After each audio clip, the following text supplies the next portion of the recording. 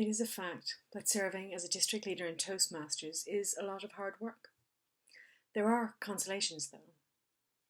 Like for example, Vanessa, Dorothea and I got to attend district leader training at the International Convention at Las Vegas this month.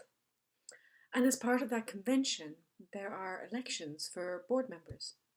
All of our clubs have a vote, and we were carrying the proxies for the 100 or so clubs in our district who had assigned those proxies to us. So we conducted interviews with the board candidates, and a couple of key themes came to light for me. Now, Dorothea had a killer question about international tax, and it became clear that none of them, unless they were tax lawyers, would be able to answer this question perfectly. It was way too complicated a question for the ordinary mortal. It also became clear that the best candidates were the ones who listened attentively, said perhaps that they hadn't been aware of the issue that Dorothea had raised, and said something like, well, if they got onto the board, they would do what they could to raise awareness and drive action in this space. Now, the weaker questions would attempt to answer the question like a table topic.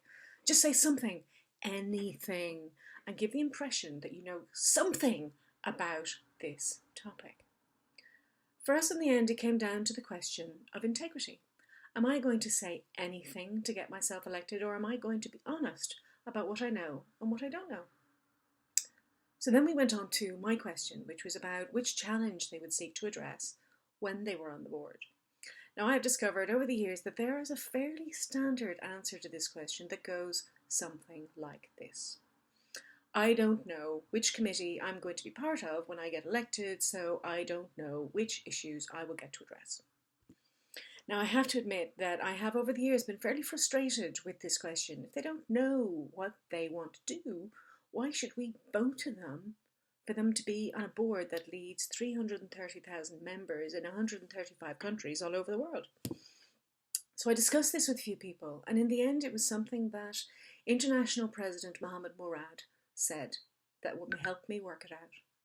That the most valuable leaders are the ones who have the respect for their colleagues to come to the table with an open mind and hear what they have to say, who are prepared to work together with them on what they agreed would be the best way to serve our members with excellence.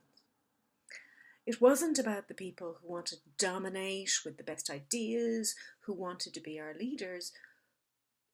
It was the people who could work with others, who could draw out the best ideas and hold the organisation to account to make those ideas come to life. It was fortunate then that Vanessa's question was all about how they would work together with the board as a team. It turned out that that was the most vital question of all.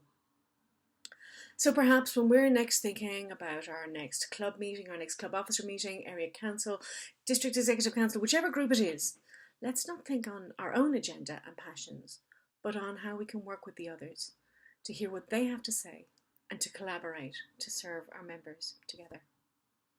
Have an amazing September. See you in October.